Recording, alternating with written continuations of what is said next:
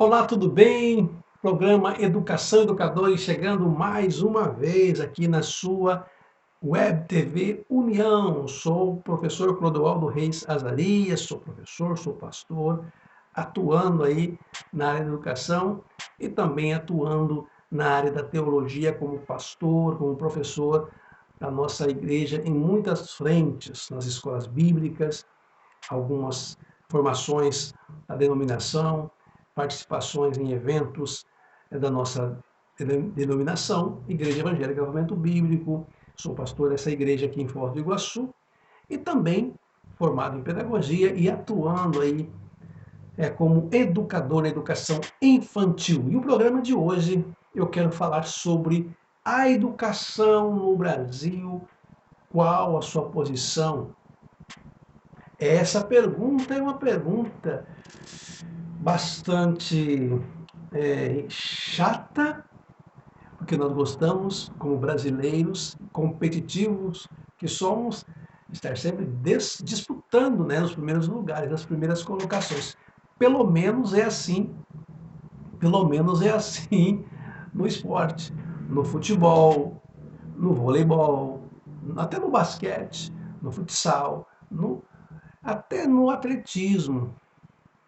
Nas Olimpíadas, o Brasil ele não é aquele país que tem, pelo menos nosso biotipo, a nossa forma, a nossa brasileiridade em alguns esportes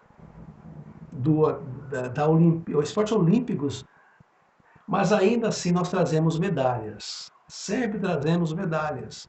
Não ficamos tão bem colocados, mas trazemos medalhas. Na Fórmula 1, hoje não, nem tanto, mas na década de 70, 80 e 90 nós tínhamos grandes pilotos de Fórmula 1. Né? Quantas vezes nós ouvíamos a música, né?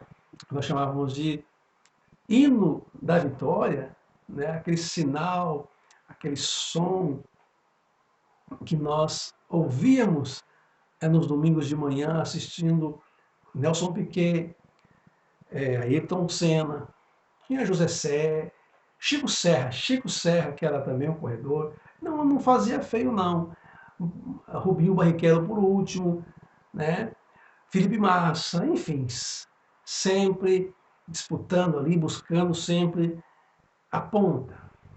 Mas e falando em educação, qual a colocação do Brasil? Você sabe? Você sabe qual a colocação do Brasil nos índices de alfabetização, nos índices de raciocínio matemático? Você tem essa informação?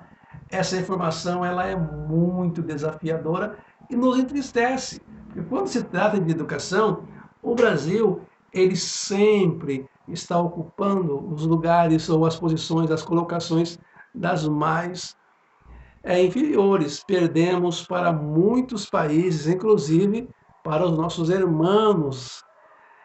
A educação brasileira, ela precisa ser mudada. Precisa ser mudada. E como eu vou conseguir fazer a mudança na educação brasileira, já que se trata de algo que vai demorar muitos anos? É algo que eu começo hoje e vou mudar com uma geração. Não é exagero. Uma criança indo para a pré-escola hoje, ali para o CMEI,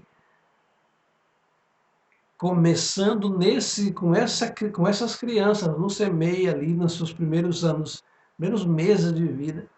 É nesse processo, até ele tornar essa geração, tornar-se adultos, e a partir desse tempo é que a mudança será consolidada. Uma geração, duas gerações, uma nação só seria transformada depois de uns 40, 50 anos de bastante trabalho e com muita dedicação por parte dos envolvidos na questão educacional. Mas a pergunta que não quer calar é: quem é o responsável pela educação? Quem é o responsável pela mudança da educação? Seria o Ministério da Educação? Ou seria a Secretaria Estadual de Educação? Ou quem sabe mais próximo, as secretarias de educação do município? Hã? Quais os órgãos que poderiam proporcionar e promover a mudança? Eu quero dizer para você que, na minha forma, na minha humilde maneira de entender, que o problema é que nós ficamos terceirizando a responsabilidade, né? Terceirizamos a responsabilidade. Dizemos que a responsabilidade é do Ministério da Educação, ou da Secretaria de Educação, ou da Secretaria Estadual de Educação, ou a Secretaria Municipal de Educação. Ou não, ou a responsabilidade são dos professores, ou a responsabilidade da equipe pedagógica. E às vezes os professores se sentem assim, é um pensamento meu, não estou dizendo que seja o pensamento de todos os professores, e muitas vezes os professores pensam assim, poxa vida, o desafio da mudança começa lá em casa com a ação dos pais, dos responsáveis. Então, tipo assim, os professores têm sobre eles a expectativa dos pais, mas os professores, às vezes, esperam também uma ação dos pais. E, de uma forma geral, olhando para o governo. Mas eu entendo que a educação ela é feita pela mão de muitos, pela mão, vamos lá, pela mão dos pais, pela mão dos próprios alunos, pelas mãos dos professores, pelas mãos da equipe pedagógica, pelas mãos da, do pessoal da cozinha, da escola, pessoal que zela a limpeza da escola. A educação ela é feita por mãos de todos esses. E é claro que necessita haver o que promove isso, né? Alguém que banca isso. Na educação estatal, na educação pública, quem faz isso é o Estado. O Estado faz isso, o Estado promove através de material didático, através de recursos que faz o pagamento dos professores, que faz o pagamento, né, que envia a verba, que envia o dinheiro para que isso aconteça, que prepara o ambiente, que prepara as salas e tal. No ambiente privado, quem faz isso também são os empresários, né? Que veem na educação uma possibilidade de negócio, não há crítica aqui, uma possibilidade de negócios, onde esses ofertarão cursos, né? Ofertarão em conformidade com a legislação vigente do país, e lá também tem a equipe pedagógica, professores, né, pedagogo, enfim, toda a equipe, toda a equipe. O que muda é a forma da gestão. Tá, mas o que eu quero dizer com isso? Eu quero dizer que quando todos entenderem a sua responsabilidade, o seu papel, a educação brasileira ela mudará. E nos próximos anos, como disse, partindo da agora, nós vamos alcançando mudanças, alcançando transformações.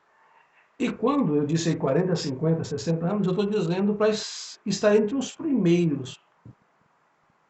Mas eu não preciso esperar 50 anos para ser o primeiro. Para ser o primeiro, eu preciso começar agora.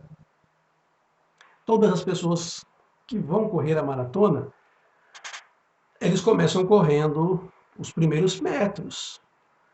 Já não se entra em uma maratona sem correr nenhum metro.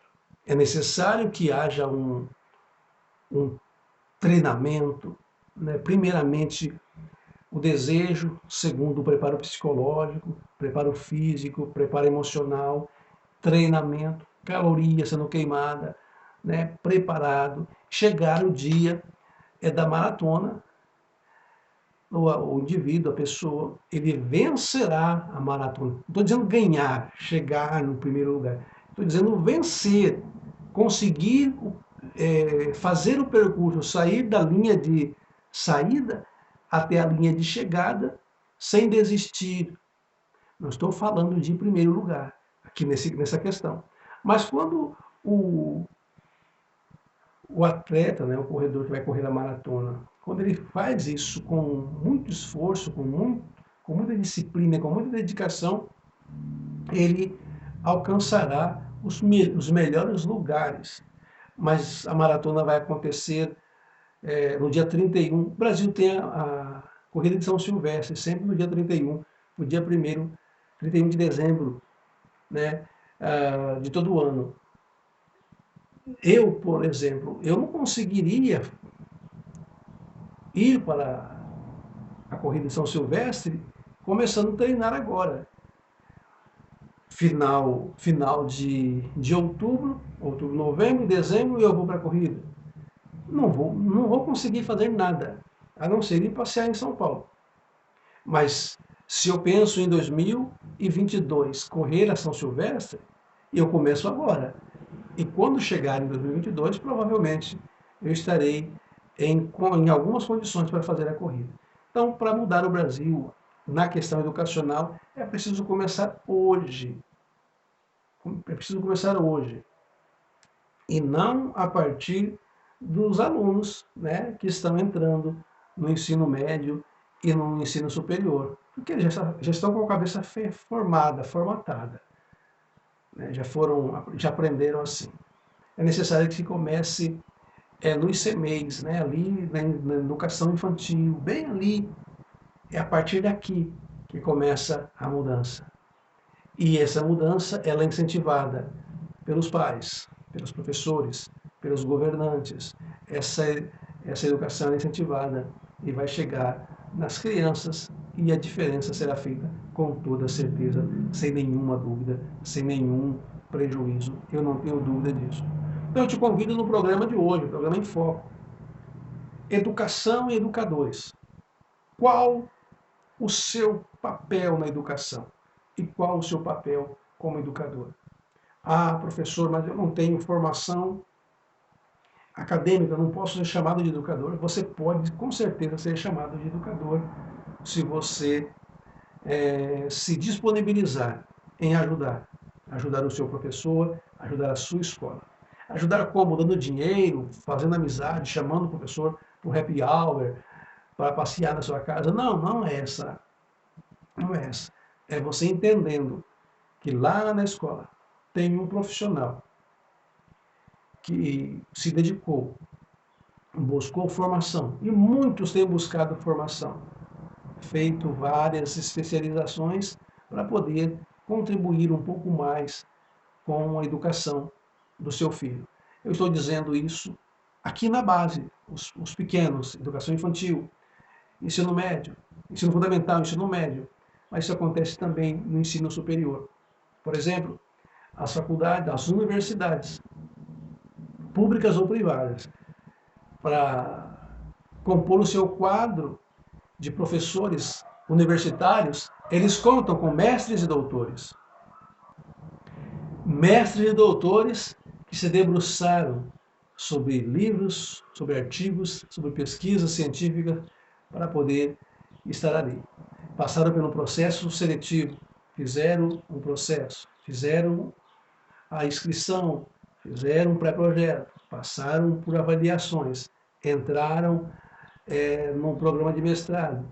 Durante 2 anos, pesquisaram e pesquisaram e pesquisaram, receberam a titulação de mestre.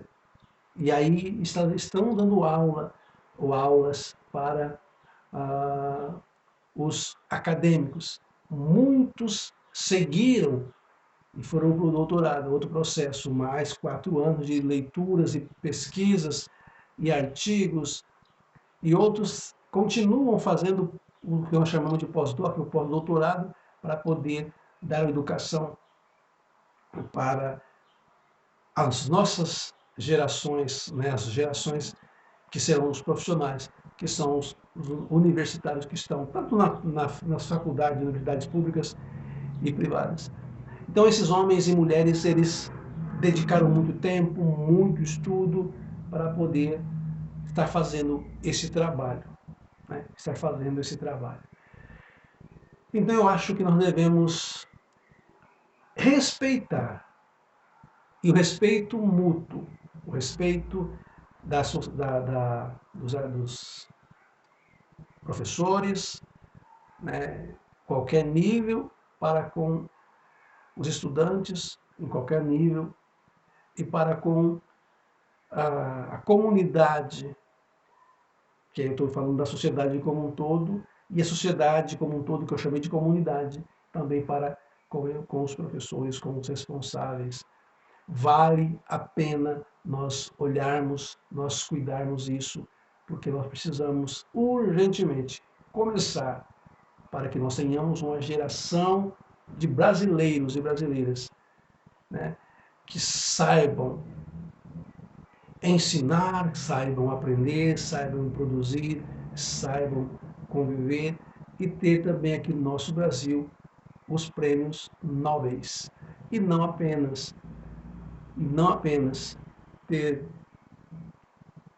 ídolos na Fórmula 1, ídolos no futebol, ídolos no futsal, ídolos no atletismo, ídolos nos esportes, ou na música, mas também, né, ídolos nas academias, no que eu chamei aqui de nobres.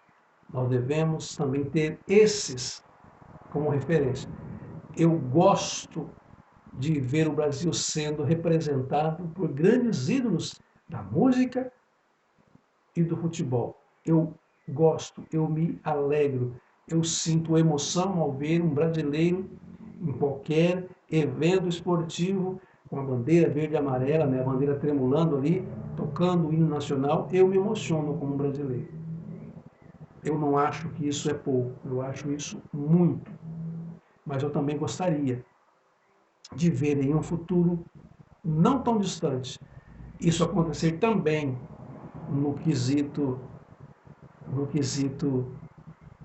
conhecimento, ciência. E você que está me acompanhando, não importa se você tem formação ou não, formação acadêmica ou não, você pode fazer parte disso, né? Tendo a sua contribuição, respeitando a escola, respeitando os educadores, incentivando os seus filhos, seus netos, seus sobrinhos, os seus irmãos, incentivando eles para a educação, dizendo para eles a importância da educação. Eu quero chamar o intervalo e na volta eu trago aí mais algumas visões sobre o Brasil, a educação e a posição do Brasil hoje em relação a esse tema tão importante.